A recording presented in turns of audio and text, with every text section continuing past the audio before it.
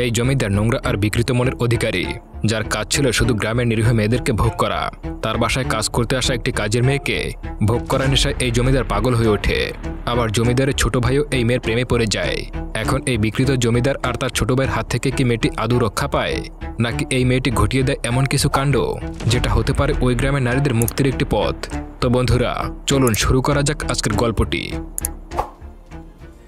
মুভির শুরুতেই আমরা একটি মেয়েকে দেখতে পাই। এই মেয়েটির নাম হচ্ছে কচুপারু। গভীর রাতে জঙ্গলের ভেতর দিয়ে কচুপারু দৌড়ে পালিয়ে যাচ্ছিল, কারণ ওর পেছনে দুজন পুলিশ ধাওয়া করছিল।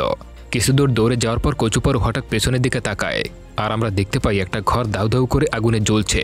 পারু শেষবারের মতো ওই ঘরটার দিকে দু চোখ ভরে কান্না নিয়ে তাকিয়ে থাকে। আমরা বুঝতে পারি এই ঘরটা ছিল তার। কেউ একজন হয়তো এই ঘরটায় আগুন জ্বালিয়ে দিয়েছে, আর তারাই মূলত ওকে ধরার জন্য ওর পেছনে ধাওয়া করেছে। এখান থেকে দৃশ্য বদলে যায়। দেখানো হয় পরের দিন সকালবেলা রাস্তার পাশে একটা ছোট্ট পুকুরে কচুপারু গোসল করছিল। সেই মুহূর্তে ওই রাস্তা দিয়ে একটা পুলিশের গাড়ি যাচ্ছিল। কচুপারু এটা বোঝা মাত্রই সঙ্গে সঙ্গে পানির নিচে ডুব দেয়, যাতে করে পুলিশ তাকে না দেখে। পুলিশের গাড়ি সেখান থেকে চলে যাওয়ার পর কচুপারু ওই পুকুর থেকে উঠে আসে। এরপর গ্রামের পথ ধরে হাঁটতে থাকে, আর হাঁটতে হাঁটতে সেখানকার একটা গ্রামে ঢুকে পড়ে। কিন্তু হঠাৎ করে সে খেয়াল করে ওর দিকে দুজন পুলিশ ধেয়ে আসছে, আর এটা দেখে সে আবারও সেখান থেকে দৌড়ে পালিয়ে যায় আর একটা বাসার পিছনে গিয়ে আশ্রয় নেয়। কিন্তু কচুপারু বুঝতে পারে যে ওই পুলিশগুলো তার পথ অনুসরণ করতে করতে তার দিকেই আসছে। তাই সে তখন ওই বাসার ভেতরে ঢুকে যায়। ওই বাসার ভেতরে লুকিয়ে থাকা অবস্থায় হঠাৎ করে ওই বাসার একজন মহিলা ওকে দেখে ফেলে, এবং ওই মহিলাটি চমকে যায়। মহিলাটির নাম হলো উর্মিলা। উর্মিলা তখন জিজ্ঞাসা করে, কে তুমি আর কি চাও এখানে? পারু তখন ভয়ে কাঁপা কাঁপা গলায় উত্তর দেয়, আমি কাজের মেয়ে। আর এই কথাটা শুনে ওই মহিলাটি বলে, ও আচ্ছা, তোমাকে কুণাল পাঠিয়েছে? কচুপারুও তখন এই কথা শুনে মাথা নাড়ায়। আসলে এই মহিলার একজন কাজের মেয়ের দরকার ছিল, আর তাই কুণাল নামের কাউকে বলেছিল একজন কাজের মেয়ে পাঠাতে। তাই উর্মিলা ধরে নেয় যে এই মেয়েটিকে হয়তো কুণাল পাঠিয়েছে। এরপর উর্মিলা পারুকে সঙ্গে করে নিয়ে তার বাসায় চলে যায়।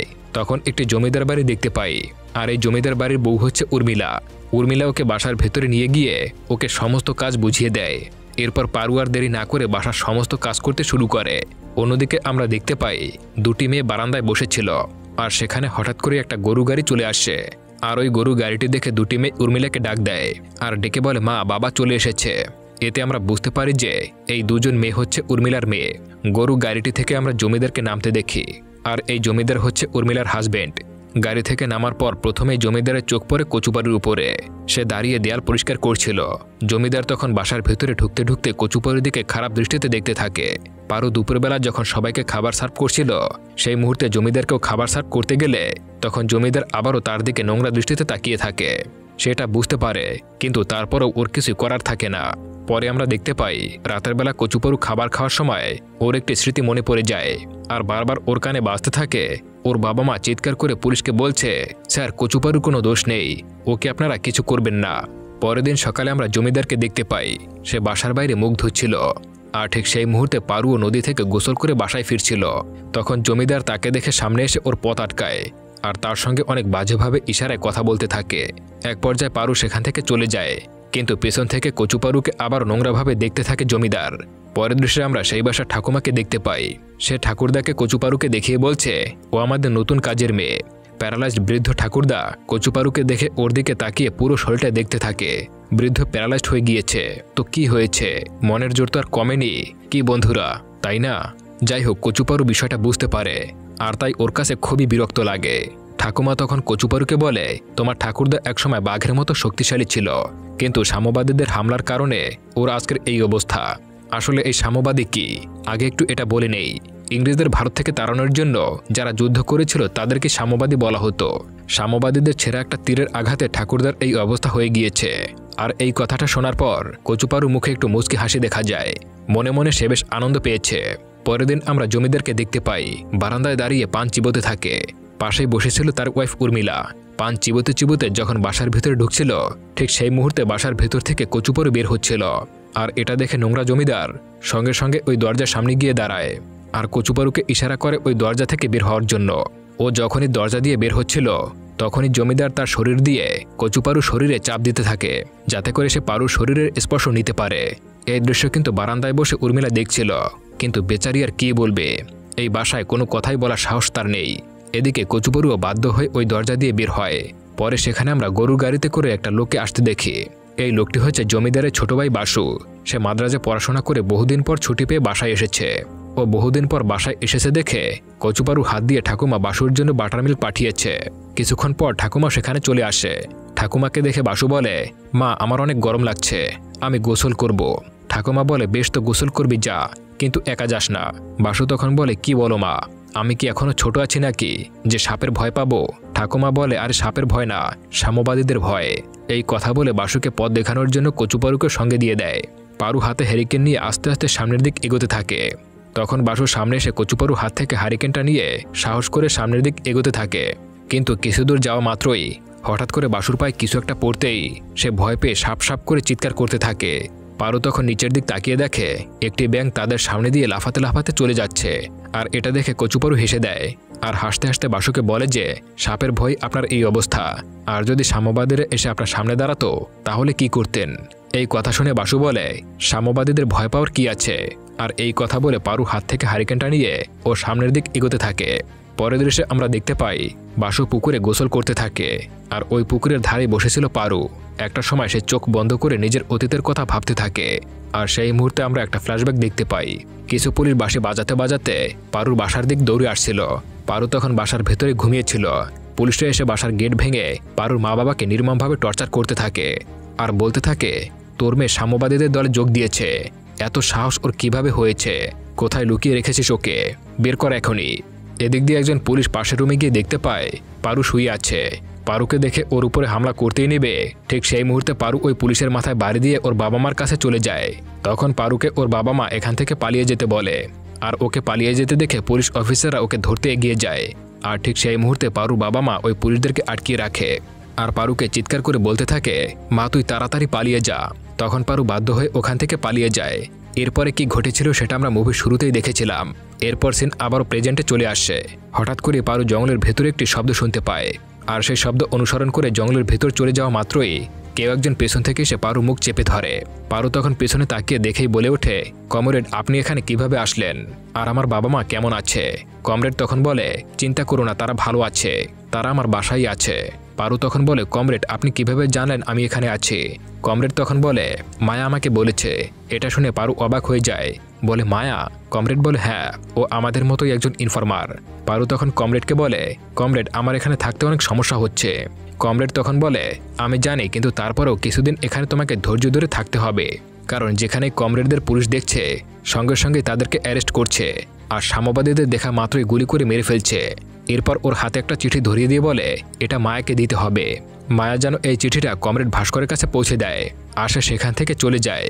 পরের সিনে আমরা দেখতে পাই পারু একটি বন্দুক হাতে নিয়ে তাক করে রেখেছে ঠাকুরদার দিকে আর তাকে বলছে, কিরে শয়তান, সারা জীবন তো এই বন্দুক দিয়ে অনেক নিরীহ মানুষদেরকে হত্যা করেছিস।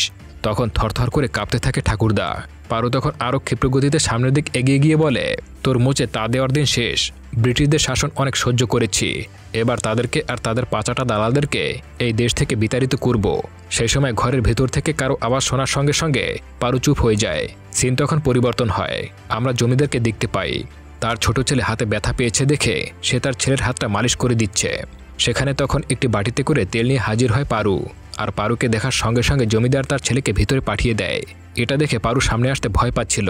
তখন জমিদার পারুর দিক এগিয়ে যায় আর ওর হাত থেকে তেলের বোতলটা নিয়ে ওর গায়ে ঢেলে দেয়। পারু জানে যে এই নোংরা জমিদার তার সঙ্গে কি করতে চায়, কিন্তু জমিদার জানে না যে ওর মনের ভেতরে কতখানি হিংসার ক্রোধ এই জমিদারের জন্য জমা হয়েছে। পারুর শরীর বেয়ে যখন তেল পড়ছিল তখন তাকে নিয়ে অশ্লীল চিন্তা করতে থাকে এই জমিদার। ঠিক সেই মুহূর্তে সেখানে জমিদারের ছোট ছেলে হাজির হয় আর এই সুযোগে পারু সেখান থেকে চলে যায়। পরবর্তী দৃশ্যে দেখা যায় ঠাকুমা তার ছোট ছেলের জন্য জামা কাপড় আয়রন করে পারু হাতে তুলে দেয় আর বলে এটা বাসুর রুমে গিয়ে দিয়ে আসতে। পারু বাসুর রুমে যাওয়া মাত্রই দেখতে পায় সে গুনগুন করে গান গাচ্ছে আর এটা দেখে পারু তাকে বলে, আপনাকে দেখে অনেকটা খুশি মনে হচ্ছে। বাসু তখন ওর দিকে তাকিয়ে মুসকি মুসকি হাসতে থাকে। পারু তখন রুম থেকে বেরিয়ে যায় আর উঠানে গিয়ে দেখতে পায় কবুতর ধান খাচ্ছে। তাই সঙ্গে সঙ্গে কবুতরগুলো তাড়িয়ে দেয় আর সেখানে একটা আয়না বসিয়ে দেয় যাতে করে কবুতরগুলো সামনে না আসে। কিন্তু ওই আয়নায় বাসুকে দেখতে পায় সে পারুর দিকে এক দৃষ্টিতে তাকিয়ে আছে। মনে হয় সে পারুকে ভালোবেসে ফেলেছে। পারু এটা বোঝার সঙ্গে সঙ্গে সেখান থেকে চলে যায়। পরের সিনে দেখা যায় মায়া বাগান থেকে কলা সংগ্রহ করছে। কলা নিয়ে আসার সময় খুব সাবধানে ওই চিঠিটা তাকে দিয়ে দেয়। পারু তখন সেখান থেকে গুদাম ঘরে চলে আসে ওই কলাগুলো রাখার জন্য।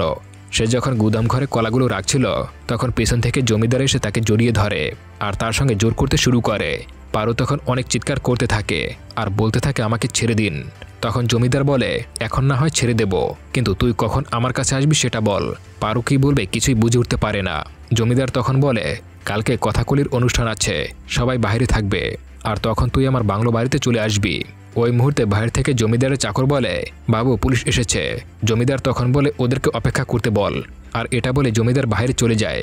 পারু তখন জানালা দিয়ে বাইরে দেখতে পায় 3 জন পুলিশ বাইরে দাঁড়িয়ে আছে, আর এটা দেখে পারু অনেকটাই ভয় পেয়ে যায়। পরের সিনে আমরা দেখতে পাই পুলিশ অফিসার আর জমিদার বসে কথা বলছিল, আর ওদের পাশে মাটিতে বসে আছে মায়া। পুলিশ তখন জমিদারকে বলে আর বলবেন না জমিদার বাবু, গতকালকে সাম্যবাদীদের আড্ডা খুঁজে পেয়েছি, আর ওদেরকে ধরার জন্য যখনই আমি সেখানে চলে যাই তার আগেই ওরা কি করে যেন টের পেয়ে সেখান থেকে পালিয়ে গেছে। সবাইকে তো ধরতে পারিনি, তবে একজনকে ধরতে পেরেছি। এই কথা শোনার পর মায়া অনেকটা ঘাবড়ে যায়, আর ওর হাত থেকে শর্তাটা নিচে পড়ে যায়, কারণ মায়া তো একজন সাম্যবাদী। এই বিষয়টা পুলিশ অফিসার লক্ষ্য করে। সে তখন একটু সন্দেহজনকভাবে মায়ের দিকে তাকায়। এরপর পুলিশ অফিসার ওই লোকটাকে ধরার পর কিভাবে টর্চার করেছে সেটা বলতে থাকে, আর মায়ের দিকে তাকায় যাতে ওর রিয়াকশনটা বুঝতে পারে। অফিসার ওই সাম্যবাদীকে কিভাবে টর্চার করেছে তা শুনে ভয় থরথর করে কাঁপতে থাকে মায়া, তার পুরো শরীর ঘামতে থাকে। এসব দেখে অফিসারের সন্দেহ পুরোপুরি পাকা হয়ে যায়। এবার পুলিশ অফিসার কোচাপের মানসিক অবস্থা জানার জন্য ওর কাছে ম্যাচবক্স চায়, কিন্তু পুলিশ লক্ষ্য করে সে অন্যমনস্ক হয়ে আছে। মায়া তখন তাড়াহুড়ো করে ম্যাচবক্সটি বের করে দেয়। তখন অফিসার দেখতে পায় সে থরথর করে কাঁপছে, আর সাথে সাথে উঠে তাকে লাথি মেরে বাইরে বের করে দেয়। আর ঠিক সেই মুহূর্তে মায়ের কোমর থেকে ওই চিঠিটা বের হয়ে যায়। মায়া তখন চিঠিটা মুখে দিয়ে খেয়ে ফেলে। পুলিশ তখন তাকে চাবুক মারতে থাকে, আর জমিদার যায় বন্দুক আনতে। অফিসার মায়াকে মারতে মারতে জিজ্ঞাসা করে বল এই চিঠি তোকে কে দিয়েছে। ওইদিকে দেখা যায় গুদামঘরের ভেতর থেকে এই সব কিছু দেখে পারুর অনেকটা ভয় লাগতে শুরু করে, কারণ মায়া যদি ওর নামটা বলে দেয় তাহলে ওকেও মেরে ফেলবে। এদিকে জমিদার মায়াকে বন্দুকের বাড় দিয়ে আঘাত করে, আর ওকে গুলি করতেই যাবে ঠিক তখনই জমিদারের ছোট ভাই এসে ওকে আটকায়। অফিসার কোনোভাবেই চাচ্ছিল না ওকে মেরে ফেলতে, সে চাচ্ছিল সাম্যবাদীদের ইনফরমেশন বের করতে হবে ওর কাছ থেকেই। তাই পুলিশ অফিসার ওকে সেখান থেকে টেনে হিস্ট্রি নিয়ে যায়। এই সব কিছু দেখে পারুর অনেক কষ্ট লাগছিল। রাতের বেলা দেয়ালে থাকা মায়ের রক্তগুলো দেখতে পায়, আর সেগুলো পরিষ্কার করতে থাকে। ঠিক তখনই সেখানে জমিদারের ছোট ভাই চলে আসছে। বাসু তাকে বলে তোমার অনেক কষ্ট লাগছিল মায়াকে দেখে, তাই না? আমারও খুব কষ্ট লাগছিল, কারণ ছোটবেলা থেকেই সে আমাদের বাসায় কাজ করত। এরকমের একটা বিশ্বস্ত মানুষকে এভাবে মারা উচিত হয়নি। রাতের বেলা পারু ঘুমাতে গেলে হঠাৎ করে গেটের বাইরে কেউ একজন দরজায় নক করে। দরজা খোলার সাথে সাথে কেউ একজন লোক পারুকে বলে কমরেড আপনার সঙ্গে দেখা করতে চায়। কিছুক্ষণ পর কারো বাসা থেকে বেরিয়ে কমরেড একসঙ্গে দেখা করে। কমরেড ওকে জিজ্ঞাসা করে পারু তুমি কি জানো মায়াকে ওরা কোথায় রেখেছে? আমরা ওকে অনেক খুঁজেছি, কিন্তু কোথাও খুঁজে পাচ্ছি না। পারু তখন বলে আমি জানি না, ওকে যখন এখান থেকে নিয়ে যাচ্ছিল তখন ও অজ্ঞান ছিল। কমরেড বলে ঠিক আছে, তুমি এখানে থেকো না, এই জায়গাটা তোমার জন্য সেফ না। তোমাকে যেই কাজের জন্য এখানে পাঠানো হয়েছে সেই কাজটা করে চলে যাও। এখান থেকে বোঝা যায় পারু আসলে এখানে এমনি এমনি আসেনি, ওকে কেউ পাঠিয়েছে কোনো একটা ঘটনা ঘটানোর জন্য। আর সেই ঘটনাটা কি হতে পারে আপনারা একটু আন্দাজ করে কমেন্টে লিখে যান। এদিকে পারু যখন তাদের সঙ্গে কথা বলছিল সেই সময় বাসু বাইরে পানি খেতে আসে। সেই মুহূর্তে বাসু পারুকে ওই লোকের সঙ্গে কথা বলতে দেখতে পায়। ওই লোকগুলো ওখান থেকে চলে যাওয়ার পর পারু খেয়াল করে বাসু সবকিছুই দেখে ফেলেছে। পারু যখন বাসুর সামনে আসে তখন ওকে জিজ্ঞাসা করে ওরা কারা, আর এত রাতে ওদের সঙ্গে কি কথা বলেছিলে। পারু তখন অনেক ঘাবড়ে যায়, সে কিভাবে বাসুর মুখ বন্ধ করবে সেটা বুঝতেই পারে না। তখন পারু মাথায় একটাই বুদ্ধি আসে, আর বাসুকে কিস করে বসে। এরপরে ওরা রুমে গিয়ে ইন্টিমেট হয়। পারুর আসলে এমনটা করার কোনো ইচ্ছা ছিল না। বাসুর মুখ বন্ধ করার জন্য আর নিজের প্রাণটা বাঁচানোর জন্যই এই পথ অবলম্বন করেছে। পরের সিনে আমরা ঠাকুমাকে দেখতে পাই, সে বারান্দায় বসে নাতিদের সঙ্গে গল্প করছিল, আর পাশে বসে পারু কাজ করছিল। সেই সময় দেখা যায় কথাকলির অনুষ্ঠানের অভিনেতারা ঘোড়াগাড়িতে করে চলে এসেছে। জমিদার তখন ওদের সামনে গিয়ে কথাকলির অনুষ্ঠান দ্রুত শুরু করতে বলে। পরবর্তী দৃশ্যে দেখা যায় কথাকলির অনুষ্ঠানের অভিনেতারা নিজেদের মতো সাজছিল, আর পারু সব জায়গায় মোমবাতি জ্বালাচ্ছিল। ঠিক সেই মুহূর্তে পারুর কাছে এসে জমিদার দাঁড়ায়, আর ওকে পূর্বের ঘটনা মনে করিয়ে দেয়। এদিকে অনুষ্ঠানও শুরু হয়ে যায়, আর সবাই একে একে অনুষ্ঠানে আসতে শুরু করে। জমিদার এসে বসে, আর সেখানে পারু এসে দাঁড়ায়, আর চোখে জমিদার তখন পারুর দিকে তাকায়। এদিকে বাসুও পারুর দিকে তাকায়। অনুষ্ঠান শুরু হয়ে যায়, সবাই অনুষ্ঠান উপভোগ করছিল। সেই সময় পারু একবার জমিদারের দিকে তাকায়, এরপর সে ওখান থেকে উঠে চলে যায়। এরপর জমিদারও সেখান থেকে উঠে চলে যায়। বাসু তখন পেছনে তাকিয়ে দেখতে পায় সেখানে পারু নেই। সে যখন উঠতেই যাবে দেখা যায় বাসুর কোলে বাচ্চা থাকার কারণে সে উঠতে পারে না। পরবর্তী সিনে দেখতে পাই বাড়ির পেছনের জঙ্গলে জমিদার হাতে একটা মশাল নিয়ে এগিয়ে যাচ্ছে। কিছু দূর যাওয়ার পর সে বাংলো বাড়ির গেটের সামনে পৌঁছে যায় আর গিয়ে দেখতে পায় একটি মেয়ে সাদা শাড়ি পরে বসে আছে। জমিদার যখনই তার কাছে গিয়ে তার কাঁধে হাত দেয় আমরা দেখতে পাই সে কোনো মেয়ে না, সে ছিল কমরেড। আর এই মুহূর্তে কমরেড আর জমিদারের মধ্যে তুমুল মারামারি শুরু হয়ে যায়। এদিকে আমরা পারুকে দেখতে পাই সে ঘর থেকে একটা বন্দুক আর তার জিনিসপত্র নিয়ে বেরিয়ে আসে। অন্যদিকে বাসু পারুকে দেখছে না দেখে সে ওই বাচ্চাটাকে তার মায়ের কাছে দিয়ে খুঁজতে বেরিয়ে পড়ে। অন্যদিকে আমরা দেখতে পাই কমরেড এবং তার অন্যান্য লোকজন মিলে জমিদারকে মারতে মারতে মেরেই ফেলে। এদিকে পারুকে খুঁজতে খুঁজতে বাসু ওই বাংলো বাড়ির সামনে এসে দাঁড়ায় আর দেখতে পায় বন্দুক হাতে একটি ঘর থেকে বেরিয়ে আসছে পারু। বাসু তখন তাকে কচু পারু বলে ডাক দেয়। পারু তখন তার দিকে বন্দুকটা তাক করে বলে, আমার নাম পারু নয়, কমরেড সাবিত্রী, যাও এখান থেকে চলে যাও। আর এই কথা বলে সাবিত্রী ওই নৌকায় করে অন্যদের সঙ্গে চলে যায় নতুন কোনো জায়গায় নতুন কোনো মিশনের উদ্দেশ্যে। আর বাসু নদীর ধারে দাঁড়িয়ে তার চলে যাওয়া দেখতে থাকে আর সিনেমাটা এর মাধ্যমেই শেষ হয়ে যায়। আসলে যখন কোনো মানুষের দেশের জন্য ভালোবাসা তৈরি হয়ে যায় তখন সে হাজারো দুঃখ কষ্ট সহ্য করে দেশের জন্য লড়াই করতে থাকে। পারু এরকমের একজন ছিল যে শুধুমাত্র দেশের জন্য নিজের সবকিছু বিলিয়ে দিয়েছে। এটা শুধুমাত্র একজন সাবিত্রীর গল্প। এরকমের হাজার হাজার সাবিত্রী শুধুমাত্র দেশকে ভালোবেসে প্রাণ দিয়েছে। তো বন্ধুরা, আজকের গল্পটি কেমন লেগেছে অবশ্যই কমেন্ট করে জানাবেন। আর আপনারা কোন ধরনের ভিডিও দেখতে চান তাও কমেন্ট করতে পারেন। আমি চেষ্টা করব আমার মতো এক্সপ্লেন করার জন্য। এতক্ষণ মনোযোগ সহকারে ভিডিওটি দেখার জন্য অসংখ্য ধন্যবাদ।